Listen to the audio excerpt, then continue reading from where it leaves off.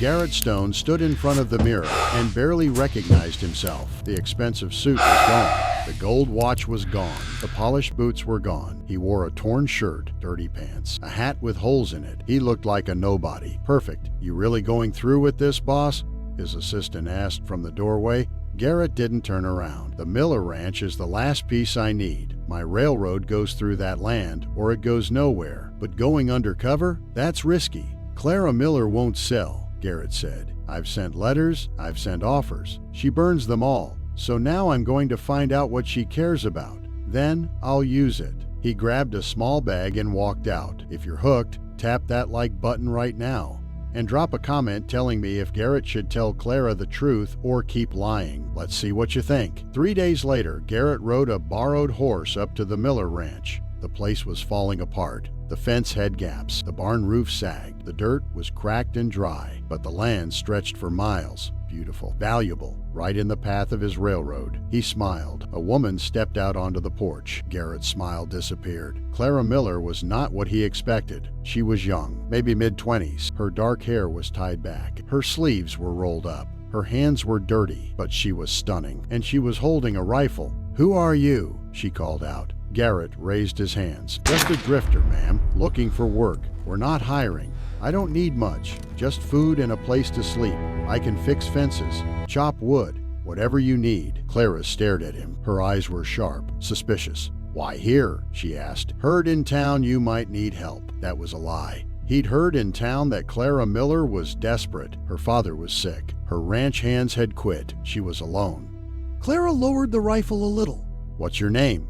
"Garrett." He paused. "Garrett Hayes." Another lie. She studied him for a long moment. Then she sighed. "Fine, but you try anything, I'll shoot you myself." Garrett climbed off his horse. "Understood, ma'am." "Don't call me ma'am. I'm Clara." She turned and walked back into the house. Garrett followed. Inside, the house was small but clean. An old man sat in a chair by the window. He was thin, pale. His breathing was rough. "That's my father," Clara said quietly. "He's dying." Garrett didn't know what to say. Clara didn't wait for him to respond. "You'll sleep in the barn. Work starts at sunrise. Don't steal anything." "I won't." She looked at him one more time. Then she walked into another room and closed the door.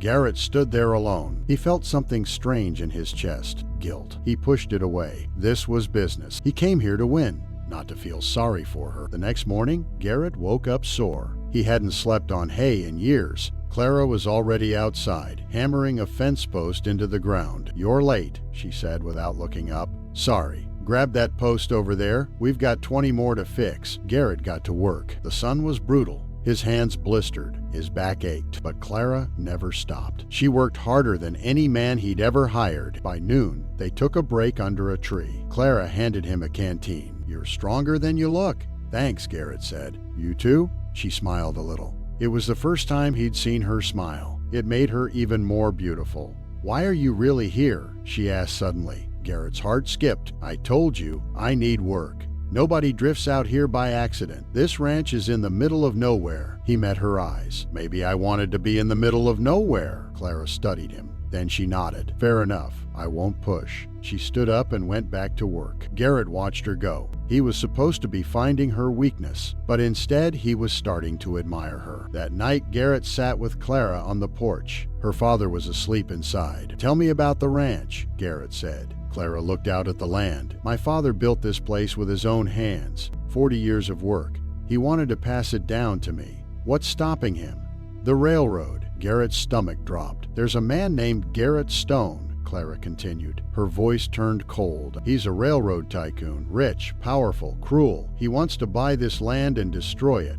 "Why don't you sell?" Garrett asked carefully. "Because this land is all I have left of my father. I won't let some greedy bastard take it." She said the word bastard like a curse. Garrett felt like he'd been punched. "What if he offered you a lot of money?" he asked. Clara turned to him. Her eyes were fierce. "I don't care about money. I care about my father's legacy. I'd rather burn this place down than sell it to Garrett Stone." Garrett said nothing. He couldn't. "Why do you ask?" Clara said. "Just curious." She looked at him for a long moment. Then she stood up. "Get some sleep.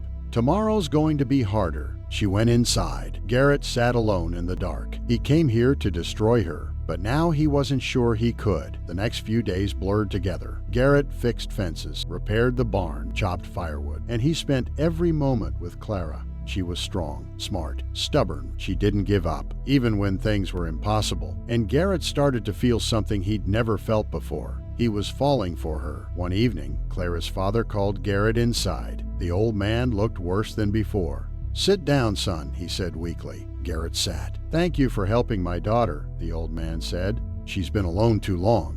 "She's strong," Garrett said. "Too strong," the old man replied. "She won't ask for help, even when she needs it." He coughed. It sounded painful. "Take care of her," the old man said. "When I'm gone." Garrett's throat tightened. "I will."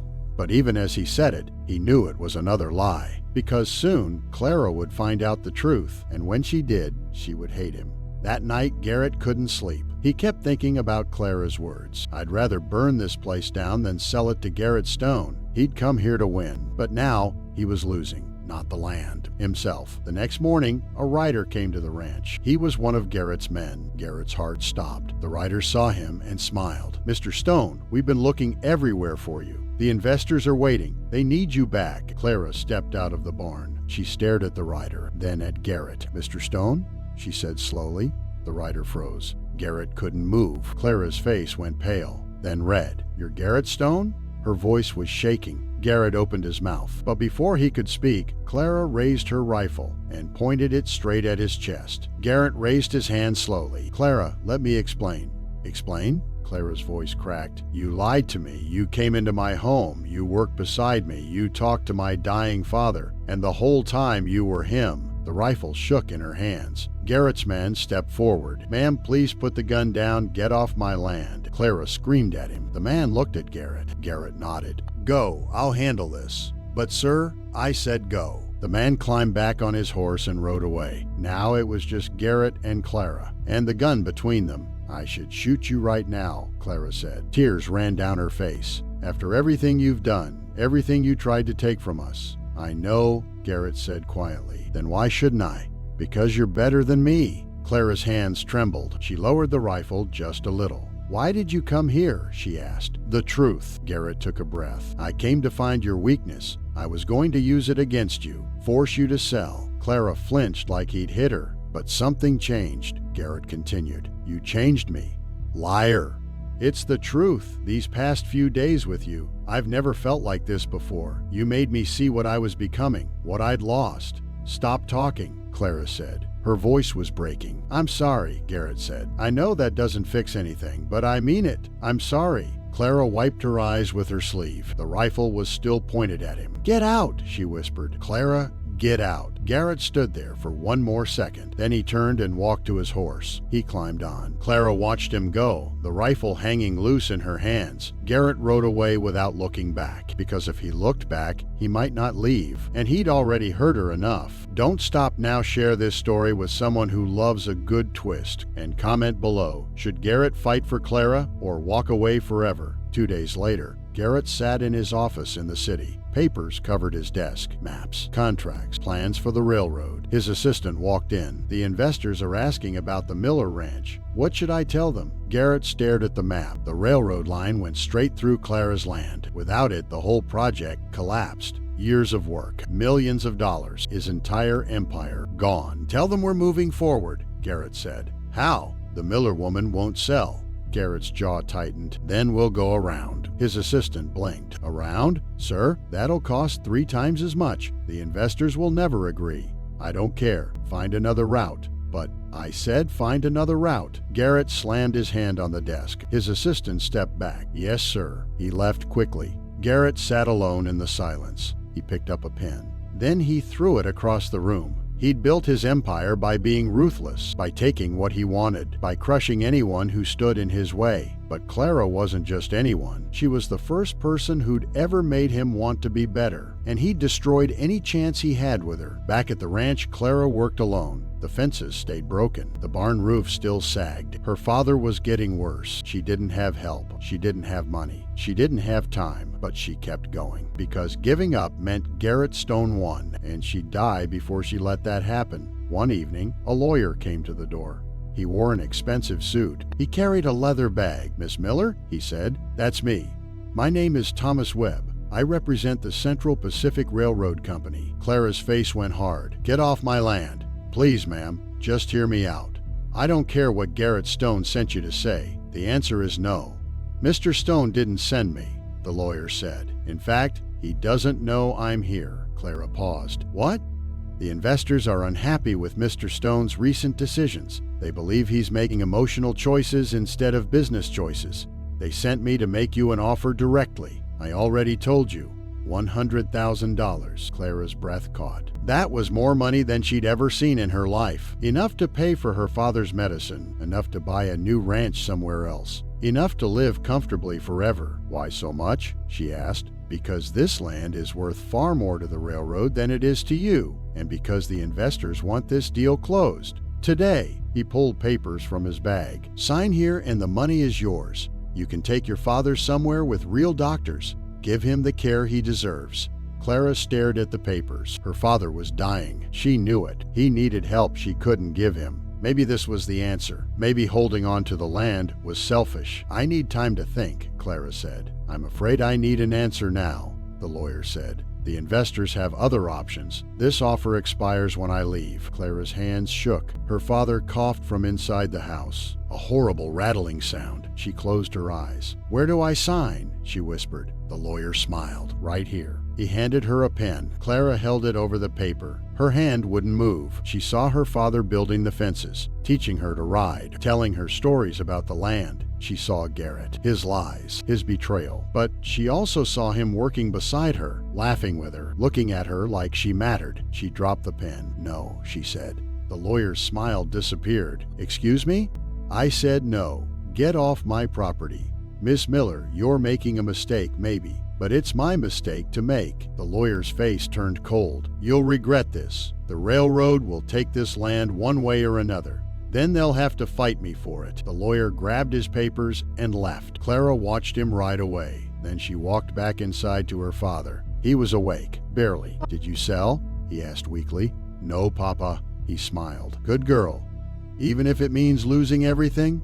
We already have everything, her father said. We have each other, we have this land. That's enough. He closed his eyes. Clara held his hand, and she cried. The next morning, Clara woke up to shouting. She ran outside. 5 men on horses surrounded her ranch. They weren't lawyers. They were railroad workers. And they had tools, hammers, saws, stakes. What are you doing? Clara yelled. One of them, a big man with a scar on his face, stepped forward. We're surveying the land, marking where the tracks will go.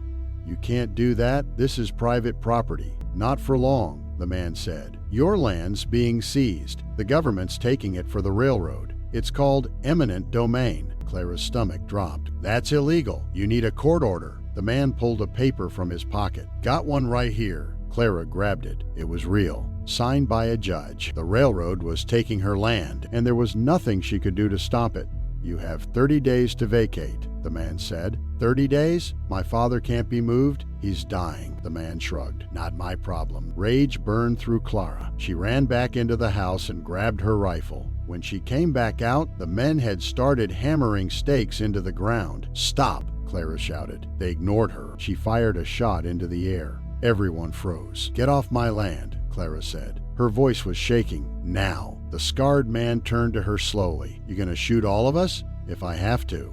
Then you'll hang for murder. Clara's hands trembled. He was right. She couldn't win this. The men went back to work. Clara stood there, helpless, watching them destroy her father's dream. Then she heard a horse. She turned. Garrett Stone rode up to the ranch, but he wasn't alone. Behind him were 20 men on horses, and they didn't look like railroad workers. They looked like fighters. Garrett climbed down. The scarred man stepped forward. Mr. Stone, good timing. We're just marking the get out, Garrett said. The man blinked. Sir? I said get out. All of you. Now. But the investors sent us. I don't care what the investors want. This is Clara Miller's land, and you're trespassing. The scarred man laughed. You've lost your mind? You're the one who wanted this land in the first place. Things change, Garrett said. He looked at Clara. She stared back at him, confused. You have 5 seconds to leave, Garrett continued. or my men will remove you." The 20 riders behind Garrett moved forward. The railroad workers looked at each other. Then they grabbed their tools and rode off. Silence fell over the ranch. Garrett walked toward Clara. She raised the rifle. "Stop right there." He stopped. "What are you doing?" Clara asked. "Fixing my mistake. By bringing an army to my ranch? By protecting you," Garrett said. "The investors are using eminent domain to steal your land, but I'm not going to let them." "Why should I believe you?"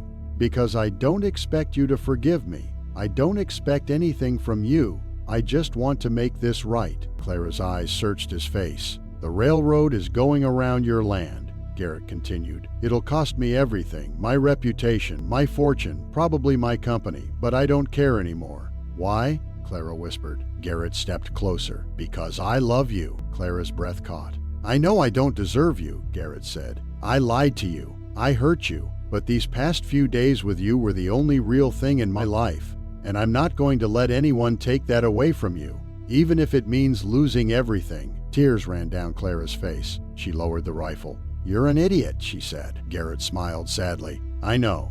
You destroyed your whole empire for me? It was never really mine. It was built on greed and lies. You showed me what actually matters." Clara wiped her eyes. Then she did something Garrett didn't expect. She walked up to him, and she kissed him. Garrett froze. Then he wrapped his arms around her and kissed her back. When they finally pulled apart, Clara looked up at him. "If you ever lie to me again," she said, "I really will shoot you." Garrett laughed. "Deal." Behind them, one of Garrett's men cleared his throat. Boss, the investors just sent word. They're coming here tonight with the sheriff. They're going to arrest you for breach of contract and remove Miss Miller by force." Garrett's smile disappeared. He looked at Clara. "Then we need to be ready," he said. Clara nodded. She picked up her rifle. "Let them come." The sun was setting when the investors arrived. Clara stood on her porch with Garrett beside her. His 20 men were spread across the property, ready. 10 riders came up the road. In front was a fat man in an expensive suit. That was Morrison, the head investor. Beside him was the sheriff, a thin man with cold eyes. Behind them were 8 armed men. They stopped at the fence. Morrison climbed down from his horse. "Garrett Stone, you're under arrest for breach of contract and theft of company property." "I haven't stolen anything," Garrett said calmly. "You've stolen company time, company resources, and you've sabotaged a multi-million-dollar project for a woman." Morrison said the last word like an insult. Clara's jaw tightened. "The railroad is going around this land," Garrett said. "I've already filed the new route with the territory office. It's legal." "Legal doesn't mean smart," Morrison said. "That route will cost 3 times as much. The investors won't accept it. Then find new investors." Morrison's face turned red. "You arrogant fool, we made you. We gave you everything. And this is how you repay us? I'm repaying you by not stealing an innocent woman's land." "Innocent?" Morrison laughed. "She's been blocking progress for months, costing us money, costing us time. She's the problem here." "No," Garrett said. "We're the problem. We've been bulldozing over people's lives for profit. I'm done with it." Morrison shook his head. "Then you're done with the company. Sheriff, arrest him." The sheriff stepped forward. Garrett's men raised their rifles. The sheriff stopped. "You really want to start a war over this?" Morrison asked. "If that's what it takes," Garrett said. For a long moment, nobody moved. Then Clara stepped forward. "Wait," she said. Everyone looked at her. "I have a solution," Clara said. "One that doesn't end with anyone getting shot." Morrison crossed his arms. "I'm listening." "You need this land for your railroad," Clara said. "But you don't need all of it. Just the eastern section where the tracks would run." "What are you saying?" Garrett asked quietly. Clara ignored him. She kept her eyes on Morrison. "I'll sell you the eastern 50 acres, Clara said, "for a fair price. Enough to pay for my father's medical care and keep the rest of the ranch running." "Clara, no." Garrett started. She held up her hand. "Let me finish." She turned back to Morrison. "In exchange, you build the railroad along the edge of my property, not through the middle. You leave my home, my barn, my father's grave when he passes. You leave all of that untouched." Morrison thought about it. "That could work. The eastern section is all we really need." "There's one more condition," Clara said. "What?"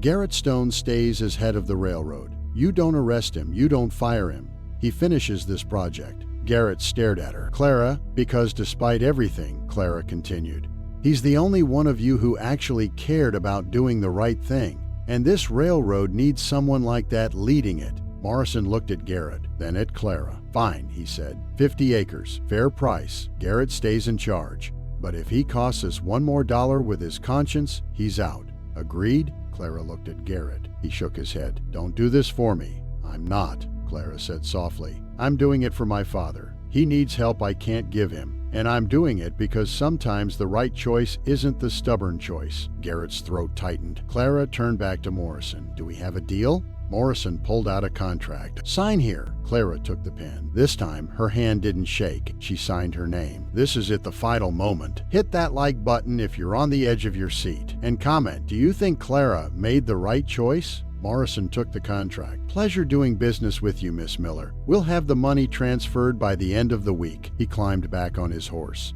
Oh, and Garrett?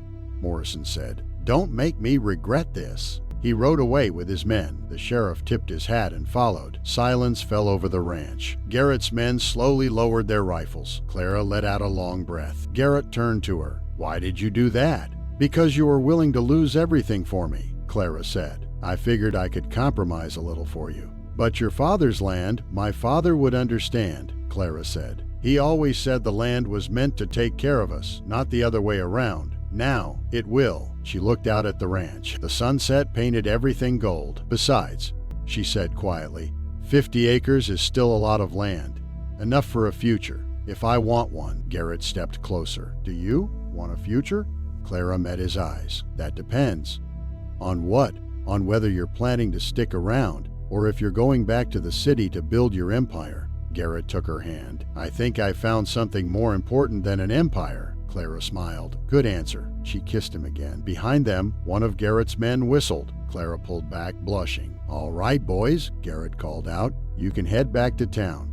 I'll meet you there in a few days. The men rode off, laughing and joking. Soon it was just Garrett and Clara. Come inside, Clara said. My father will want to know what happened. They walked into the house together. Clara's father was sitting by the window. He looked weak, but his eyes were bright. Did you sell? He asked. Just the eastern section, Clara said. The house and barn are safe, and we'll have enough money to get you real medical care. Her father smiled. Smart girl. He looked at Garrett. And you came back? I did, sir. You hurt my daughter? I know. I'm sorry. You planning to hurt her again?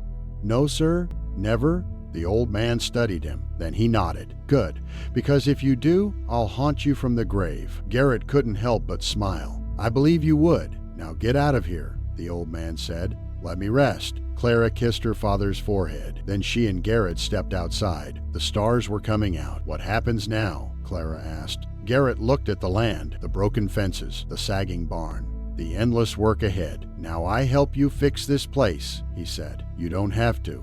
I want to, Garrett said. I've spent my whole life building things that don't matter. Maybe it's time I build something that does. Clara leaned against him. It won't be easy. Nothing worth having ever is. They stood there in the quiet, watching the stars. For the first time in a long time, Garrett felt peace. He'd lost his empire, but he'd found something better. A month later, Clara's father passed away. It was peaceful. The new medicine had given him a few more good weeks. Enough to see the ranch coming back to life, enough to see his daughter happy, enough to meet the man who loved her. They bury him on the hill overlooking the ranch. Clara stood at the grave for a long time. Garrett stood beside her, holding her hand. He was proud of you, Garrett said quietly. How do you know? He told me the night before he died. He said you were the strongest person he'd ever known. Clara wiped her eyes. I don't feel strong. You are, Garrett said. You fought the railroad. You fought me. You fought for what mattered. That takes more strength than most people have. Clara leaned her head on his shoulder. What do we do now? We keep going, Garrett said. We fix the ranch. We build a life together. Together, Clara repeated softly. She looked up at him. Are you sure about this? Giving up everything you built? Garrett smiled. I didn't give up everything. I just figured out what actually matters. And what's that? You. Clara kissed him. Down below, the ranch spread out in the valley. The fences were fixed now. The barn had a new roof. Cattle grazed in the fields. It wasn't perfect, but it was home. 6 months later, Garrett and Clara stood in front of a preacher. She wore a simple white dress. He wore a clean suit. Around them were the few people they cared about. Ranch hands, neighbors, friends from town. Morrison even showed up. The railroad was doing well with the new route. Turned out doing the right thing was good for business after all. "Do you, Garrett Stone, take this woman to be your wife?" the preacher asked. Garrett looked at Clara, the woman who'd changed everything, who'd shown him what it meant to fight for something real. "I do," he said. "And do you, Clara Miller, take this man to be your husband?" Clara smiled. "I do." "Then by the power vested in me, I pronounce you husband and wife." Garrett kissed Clara. Everyone cheered. As they walked back down the aisle, Clara whispered, "No regrets?" Garrett looked at her, at the ranch, at the life they were building. "Not a single one," he said, and he meant it. That night, they sat on the porch of their home. The same porch where Clara had first pointed a rifle at him. The same porch where he'd confessed the truth. The same porch where everything had changed. "What are you thinking about?" Clara asked. Garrett smiled. "About how I came here to take everything from you. And instead you gave me everything that matters." "We gave each other everything," Clara corrected.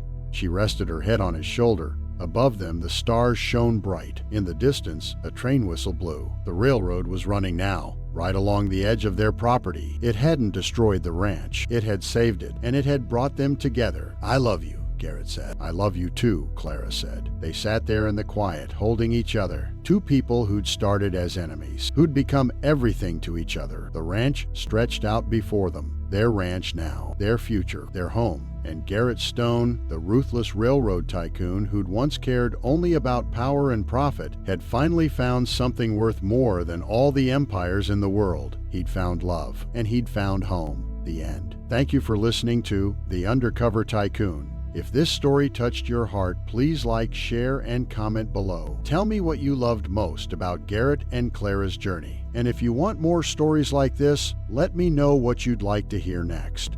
Until then, remember, sometimes the greatest treasures aren't the ones we take there, the ones we're willing to fight for.